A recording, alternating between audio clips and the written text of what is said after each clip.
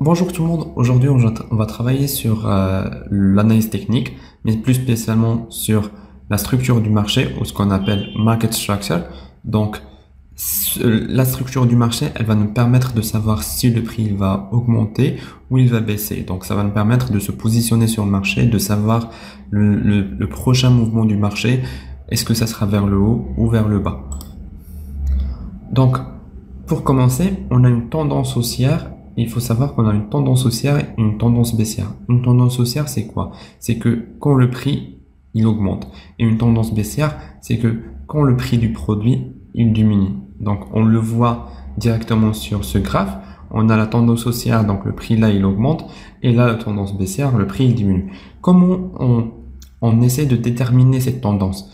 Il faut chercher les lows, donc les niveaux les bas, et les niveaux hauts. Donc, il faut les trouver et les identifier et voir si le niveau le plus haut qu'on a actuellement, il est supérieur au dernier. Donc le n plus 1, il est supérieur au n. Donc par exemple, dans une tendance haussière, on a ce niveau plus haut qui est là. Après, on a créé un nouveau niveau plus haut, donc ce qu'on appelle un higher high, et ensuite un autre niveau plus haut, etc. Donc comme ce qu'on a expliqué la dernière fois, on a toujours une impulsion, une correction, une impulsion, une correction, une impulsion, une correction, une impulsion. Le marché, il évolue jamais d'une façon directe. On trouvera jamais une impulsion tout simple. Il y aura toujours des corrections. Ces corrections, ils vont permettre aux gens les gens qui sont pas rentrés ici, ils vont leur permettre de rentrer ici, etc. Parce que à ce niveau-là, les gens, ils considèrent que c'est super cher pour acheter. Donc, ils vont attendre la correction et ils vont acheter à ce niveau-là. Donc, le niveau le plus haut, n plus 1, il est supérieur au niveau plus haut, n. Pareil pour les niveaux plus bas. On a le niveau plus bas qui est là, il est supérieur à ce niveau qui est là. Le bas qui est là, il est supérieur au n-1 et le niveau qui est là, il est supérieur à celui-là. Donc, le suivant, il est toujours supérieur au précédent ou au actuel.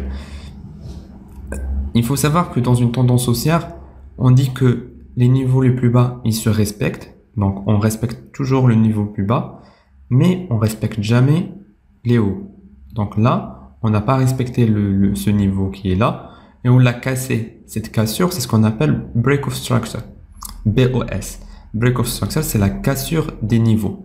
Donc là, on a cassé ce niveau. Une fois on l'a cassé, ici, avec cette impulsion, on a créé un niveau plus haut, ici. Donc, pour que ce niveau plus bas qui est là, il se confirme, et on confirme que c'est vraiment un niveau plus bas, on doit casser. Donc, une fois qu'on a cassé ici, à ce niveau, une fois qu'on a cassé, on a créé un niveau plus haut ici, celui-là, on l'a confirmé comme un niveau un niveau bas plus élevé que celui-là. Ok? De la même façon pour une tendance baissière, sauf que là c'est l'inverse. Les hauts ils sont de plus en plus bas et les bas ils sont de plus en plus bas. Donc c'est pour ça qu'on appelle un lower high. Là vous avez la signification de chaque truc. Donc LH c'est un lower high parce que ce niveau qui est haut, il est inférieur à ce niveau qui est là. De la même façon, ce niveau qui est là, il est inférieur à ce niveau qui est là, et ce niveau qui est là, il est inférieur à ce niveau qui est là. Et pareil que une tendance haussière, sauf que cette fois, on casse les niveaux bas. Donc là, on va casser le là-haut. Là, à ce niveau-là, on a cassé ce prix-là. Donc ici, on a un break of structure, une cassure. Donc une fois qu'on a cassé, on est allé chercher, créer un niveau bas qui est plus bas que l'ancien. Donc ici on a créé ce qu'on appelle un lower low. Une fois qu'on a créé un lower low, on a confirmé automatiquement à cette cassure là, on a confirmé automatiquement que celui-là c'est un lower high, parce qu'un lower high ne peut se confirmer que si on a cassé le low qui est là. Parce que imaginons on arrive jusqu'ici et après on a une impulsion vers le haut et on change de tendance. Ça, on va le voir par la suite. Là, c'est le modèle simple. Le modèle qui est plus compliqué, c'est celui-là. Dans le marché, en général, on n'a pas des impulsions comme ça lisses, ni des corrections lisses. souvent on a ce genre de courbe. Donc là, il faut identifier juste pareil les niveaux les plus bas et les niveaux les plus hauts. Et je dirais d'oublier ou de ne pas voir toutes ces impulsions à l'intérieur. Donc, il faut se concentrer sur la structure majeure. On va voir par la suite où est-ce qu'on va utiliser la structure interne et on va la comparer à la structure majeure. Donc ici, c'est le changement de tendance. On a dit qu'il y a deux tendances. Il y a une tendance haussière et une tendance baissière. Ici, la tendance haussière, on va la présenter en bleu et la tendance baissière, on va la présenter en rose. Donc la tendance haussière, de la même façon, et ce qu'on vient d'expliquer, c'est qu'elle respecte les bas, mais elle ne respecte pas les hauts. Donc on a des cassures, des break-off structures à chaque fois. Mais à ce niveau-là, on a stagné, on s'est arrêté, on n'a pas créé un niveau plus haut, donc on n'a pas fait une cassure vers le haut. Mais par contre, on a fait une cassure vers le bas, à ce niveau-là. Alors cette cassure qui est là, c'est ce qu'on appelle un change of character, un changement de caractère ou un changement de tendance. Donc à ce niveau-là, qu'on a cassé ici, donc à ce point-là, le changement de couleur entre le bleu et le rose, c'est le changement de tendance, c'est le change of character ou ce qu'on note CH au CH. On va le voir par la suite. Donc c'est ce qu'on appelle un changement de caractère ou shift in the structure en anglais. Donc ici, on est passé d'une tendance haussière à une tendance baissière. On l'identifie en cassant ce niveau plus bas ici. Donc une fois qu'on a cassé ce niveau qui est là, on est passé à une tendance baissière.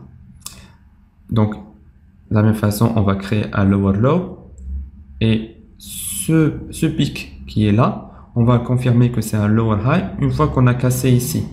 Donc une fois qu'on a cassé ce lower low, là, avec cette impulsion vers le bas, celui-là, il a été confirmé que c'est un lower high par rapport à quoi? Par rapport à ce high qu'on a ici. Donc, de la même façon, lower high, lower low. Là, on s'est arrêté, on n'est pas allé chercher un niveau plus bas et on a fait une impulsion vers le haut et on a cassé ce niveau. Donc, ce lower high qu'on avait ici, on l'a cassé, on a créé un higher high.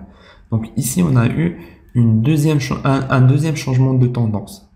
Donc, un change of character. Un deuxième change of character. Donc, là, on était dans une tendance haussière, tendance baissière, et on est revenu dans une tendance haussière. Alors, un break-off structure, un BOS, il faut toujours retenir qu'un BOS, c'est les cassures des niveaux plus hauts ou des niveaux plus bas, en fonction de la tendance. Donc, si on est dans une tendance haussière, la cassure de ces niveaux, c'est des BOS, des niveaux plus hauts, c'est des BOS. Si on est dans une tendance baissière, la cassure des niveaux plus bas, c'est des BOS. Donc, c'est des break of structure. C'est quoi un change of character? C'est quoi un CH, un chosh, ce qu'on appelle un chosh? C'est un BOS, mais c'est le BOS qu'on va venir provoquer en changeant de la tendance. Donc, là, une fois qu'on change la tendance, le premier BOS qu'on va venir provoquer, on l'appelle un chosh, un change of character, un changement de tendance. Donc là, dans cette figure, il y a deux types de mouvements que le marché peut faire. Il y a ce qu'on appelle la continuation et le reversal, le renversement de tendance. Donc, comme ce qu'on a vu ici, on a eu un renversement de tendance en passant d'une tendance haussière à une tendance baissière, donc en passant du niveau du bleu au rose.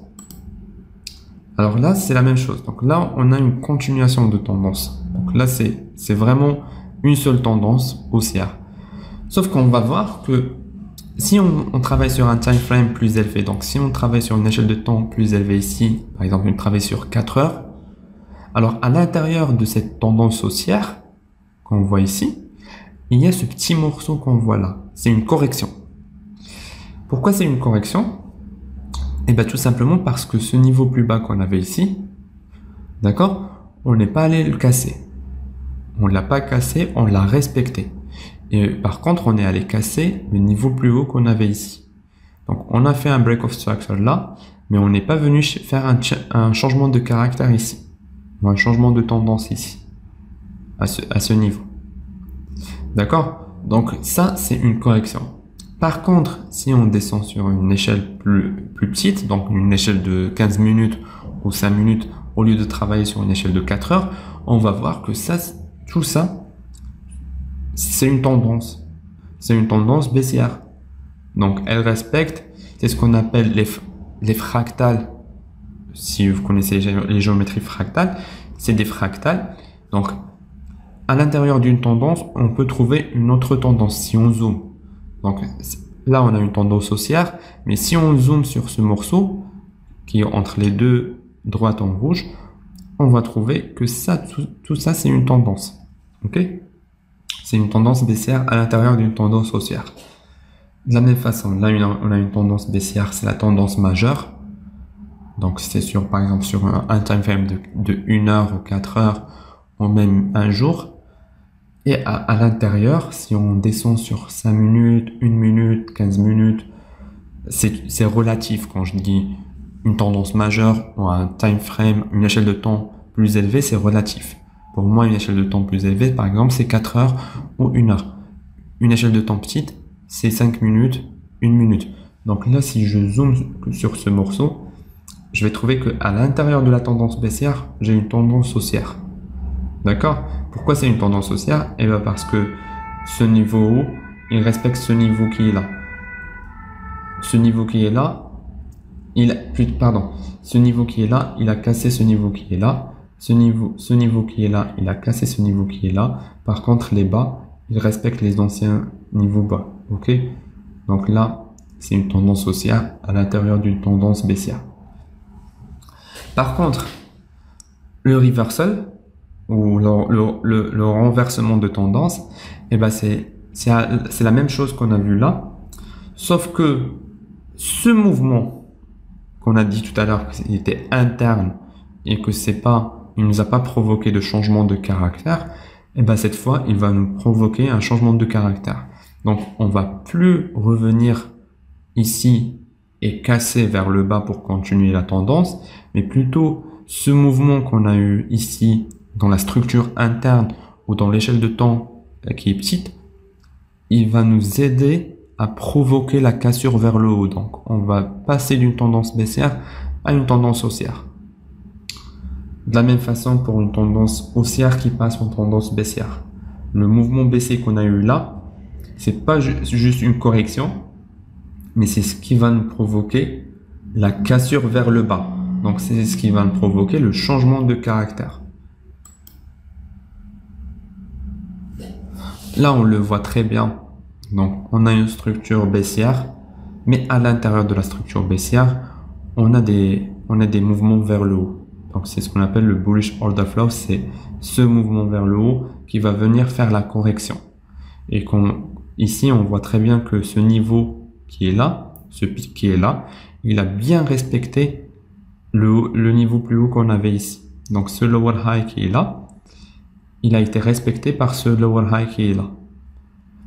Cette partie qui est en gris, on va la voir par la suite, c'est ce qu'on va appeler après un order block ou un bloc d'ordre. D'accord? Pareil pour les zones rouges et les zones bleues, c'est ce qu'on va appeler par la suite des blocs d'ordre ou des breakers ou des mitigated order blocks. Donc ça, on va les voir par la suite. Dans les prochaines séances, mais il faut toujours mettre dans la tête que quand on a une tendance baissière, et ben à l'intérieur de la tendance baissière, on peut avoir des corrections haussières. Et ces corrections haussières, sur une échelle de temps spécifique qui est plus petite, et ben ça va nous donner une vraie tendance. D'accord? Et aussi, la correction, elle peut être baissière aussi. Donc, à l'intérieur de la tendance baissière, on peut avoir à la fois une tendance et une correction haussière et une correction baissière. Par exemple, là, on a fait des corrections baissières. OK? Dans ce bearish order flow, c'est une correction, mais elle est baissière. Alors, il y a deux types de traders.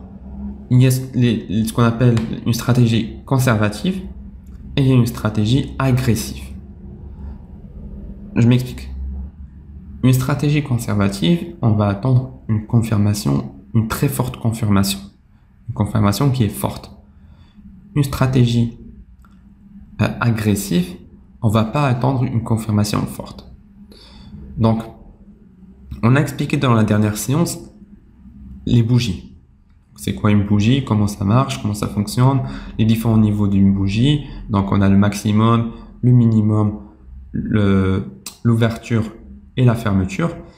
Donc, là, dans ce modèle conservatif, si une bougie, elle va casser qu'avec la mèche, ou ce qu'on appelle le wick en anglais, c'est la zone de faiblesse de la bougie, si elle va casser qu'avec la mèche, on ne va pas considérer que ça, c'est un break of structure, c'est une cassure de tendance. D'accord? Il faut que la bougie casse avec tout le corps et ferme au-dessus de ce niveau. Donc cette bougie-là, avec son corps, ou le body, ce qu'on appelle le body en anglais, parce que vous allez trouver, souvent vous allez trouver les termes sur internet en anglais, donc je vous dis à la fois les termes en français et en anglais. Donc si cette bougie elle casse avec le body et elle ferme au-dessus de ce niveau, on va considérer que cette fois on a eu bien une cassure vers le haut et on a eu un break of structure, une cassure de structure. D'accord? Là, on a eu ce niveau plus bas, donc ce niveau qui est devenu le niveau le plus bas, donc le higher low qu'on a ici, par rapport à ce low qui est là.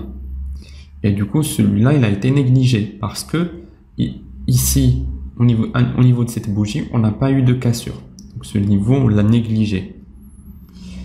C'est pour ça que je vous ai dit qu'il faut attendre la cassure pour qu'on confirme qu'un niveau il est plus bas. Donc celui-là, c'est le niveau plus bas. On a attendu cette cassure pour le confirmer. De la même façon pour la tendance baissière. Donc cette bougie-là, on ne l'a pas considérée comme une cassure. Par contre, celle-là, on va la considérer comme une vraie cassure. Pour les traders agressifs, ils vont considérer qu'une bougie qui casse qu'avec la mèche, et ben c'est une cassure. Donc ici, on a eu un premier break of structure. Là, c'est pas un break of structure, mais c'est un changement de caractère. Donc ici, on était en tendance haussière. Donc on a créé ce high, ce higher high, ce higher low, mais on est revenu casser le higher low. Donc on a fait un changement de caractère. Et là, on est revenu casser le higher high vers un nouveau higher high. Donc là, on a eu deux changements de caractère. Ça aussi, c'est un changement de caractère parce qu'on est passé d'une tendance haussière vers une tendance baissière, vers une tendance haussière. Donc, changement de caractère, break of structure, plus changement de caractère, plus changement de caractère. De la même façon ici, on va considérer que cette bougie qui va juste casser avec la mèche, c'est une cassure. Donc, on a eu un break of structure. Ici, on est revenu, on a eu un changement de caractère. Et ici, on est revenu, on a eu un nouveau changement de caractère. Alors là, on voit très bien le changement de tendance. C'est une courbe de daily, donc chaque bougie, elle représente un jour. Donc, c'est du journalier. Alors, là, on avait un niveau plus bas. On a créé un nouveau niveau plus bas, ici un nouveau niveau plus haut. De la même façon, ici, on a créé un nouveau niveau plus haut. Sauf que à ce niveau-là, on n'a pas réussi à casser vers le haut. On l'a cassé qu'avec... Ici, on l'a cassé, on ne voit pas très bien, mais si je zoome, on a cassé qu'avec la mèche. Donc, on n'a pas créé un niveau vraiment plus haut que celui-là. Qu'est-ce qu'on va appeler par la suite? Equal high. Donc, c'est des sommets égaux. Et du coup, ça nous montre que la pression des vendeurs à ce niveau, elle augmente, elle est forte. Ça veut dire que à ce niveau-là, les vendeurs, ils contrôlent le marché. Ils ne veulent pas que le prix aille plus haut. D'accord? Donc, à ce niveau, on s'arrête, on descend, on attend quoi par la suite? On attend de casser ce niveau plus bas qui est là. Donc, on va venir, on va le casser à ce niveau vers la ligne noire. Donc, la droite noire que j'ai tracée ici, c'est à ce niveau où on va casser, on va créer un lower low. Donc, à partir de là, vraiment à partir de cette zone-là, on a fait le changement de caractère. On a fait le changement de tendance. Change of character. Donc, vraiment à ce niveau-là, on est passé d'une tendance haussière avec une consolidation, c'est ce qu'on va appeler par la suite une consolidation où le marché il va juste ranger, donc c'est un range, le marché il va juste consolider et une fois qu'on va casser, on va faire un changement de caractère et on va changer de tendance. Donc vraiment à partir de ces niveaux-là, on va passer vers une tendance baissière. D'accord? On était dans une tendance haussière, consolidation, zone de consolidation, on va faire des equal high, equal low. Donc des equal high, c'est des hauts qui sont égaux et equal low, c'est des bas qui sont égaux. Donc consolidation, changement de caractère, changement de tendance. Donc là, j'ai écrit Go pratique.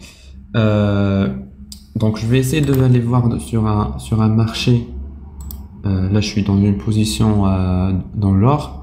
Mais je vais essayer de voir, par exemple, sur le gaz naturel, si j'arrive à aller sur du journalier. Avec le groupe de la formation privée, j'avais essayé de faire un exemple. C'est ici. Donc, je vais essayer de zoomer et de voir. Alors, l'exemple se présente comme le suivant. Ici, c'est la courbe du gaz naturel.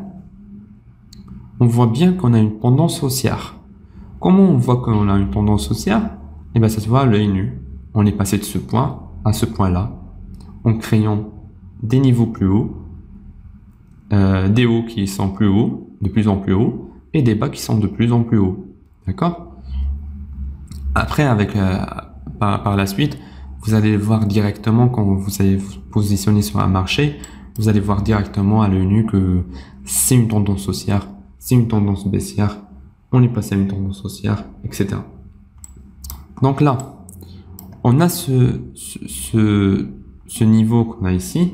Donc c'est vraiment le plus bas sur le marché depuis longtemps. Donc c'est vraiment le plus bas. Et du coup, ici, on est venu créer un sommet. Donc ce sommet, on va le noter ici. On va mettre une ligne ici. Une fois qu'on l'a cassé à ce niveau, donc une fois qu'on a cassé ici, on va confirmer que ça, c'est un nouveau bas. C'est un nouveau bas qu'on va appeler un higher low par rapport à celui-là. Donc on a eu une cassure, on a créé un higher high ici. Pareil, donc une fois qu'on a la deuxième cassure ici, à cette bougie-là, je vais zoomer bien. Donc une fois que je vais avoir la cassure à cette bougie-là, je vais confirmer que celui-là, c'est un higher low. C'est un nouveau bas qui est plus élevé que celui-là, que le dernier. Donc là aussi, j'ai un sommet, un higher high. Pareil, un higher low confirmé par ce break of structure, cette cassure de structure, qui va me créer un higher high. Après un higher low confirmé par cette cassure de structure, un break of structure, higher low, higher high, parce que j'ai eu une cassure de structure ici, donc ça c'est un higher low. Et là, une fois que je vais casser avec cette bougie, donc cette bougie ici, une fois que je vais casser ce low, je vais dire que j'ai fait un changement de caractère. Comme j'ai dit, on le note Church ou un market shift. Un market shift, c'est un changement de caractère ou c'est un changement dans la tendance. Donc là, je vais créer un lower low à ce niveau. Une fois que j'ai créé ce lower low, je vais faire ma correction vers le haut. Ma correction vers le haut, ça va me donner un lower high que je vais confirmer avec cette cassure ici, ce boss que j'ai eu ici, parce que j'ai cassé ce niveau plus bas. Donc là, je vais créer un lower low, lower high confirmé par cette cassure de structure, ce break of structure, un lower low, un lower high, confirmé par cette cassure de structure. Là, je vais faire un lower low. Par contre, vu que moi, je suis un trader conservateur, donc je travaille avec une stratégie conservative, ici, je ne vais pas considérer que c'est une cassure. Parce que j'ai cassé qu'avec la mèche de la bougie. Donc cette bougie-là, je ne vais pas considérer qu'elle a cassé la tendance. D'accord? Par contre, donc ce niveau, si je cherche à le casser, je vais le casser ici. Donc à partir d'ici, je vais dire que j'ai fait un changement de caractère. Pourquoi j'ai fait un changement de caractère? Eh bien, tout simplement parce que j'étais dans une tendance baissière et je suis passé dans une tendance potentielle d'une tendance haussière. Donc ici, j'ai fait un changement de caractère. Je garde toujours mon lower low qui est là, parce que celui-là, c'est pas un lower low, parce que celle-là, c'est pas vraiment une cassure. D'accord? Donc ce lower low, je fais un higher high. Après, je vais créer un higher low qui va être confirmé par quoi? Il va être confirmé par ce break of structure. Donc cette cassure-là, à ce niveau-là. De la même façon, je continue jusqu'à ce que ça change encore de tendance. Donc là, à ce niveau-là, je vais peut-être me dire que, ok, ici j'ai eu un changement de tendance, ou peut-être ici, plutôt ici. D'accord? Après, ici, c'est du range. On va voir que ici on a eu un autre changement de tendance. On est passé plus haut. Mais vraiment là, je suis sur du daily, donc je suis sur un jour. Si je zoome plus, je vais avoir vraiment plus de détails. Donc, je vais avoir peut-être à ce niveau-là, je vais avoir 2 fois des changements de tendance. Même ici, à ce niveau-là, si je passe sur, par exemple, 15 minutes, je vais avoir 4 fois des changements de tendance. Donc ici, par exemple, je vais passer vers une tendance haussière. Je vais repasser vers une tendance baissière jusqu'ici. Là, je vais repasser vers une tendance haussière parce qu'on voit bien que ici on est passé au-dessus. Après là, peut-être à ce niveau-là, je vais repasser vers une tendance baissière. Donc vraiment ici, j'aurai 4 ou même 5 changements de tendance. Et j'aurai presque que ça. J'aurai pas vraiment beaucoup de break of structure. D'accord? Et ben j'espère que c'est clair pour cette séance. On va se voir dans la prochaine séance et on va voir le reste de la formation, donc le reste de tout ce qui est market structure ou structure du marché. Et donc on va parler de tout ce qui est résistance, support, zone d'offre et zone de demande. Et on va voir les différentes figures qu'on peut avoir, les chart patterns, donc les différents patterns qu'on peut avoir sur le marché. On va avoir les confirmations des patterns, etc.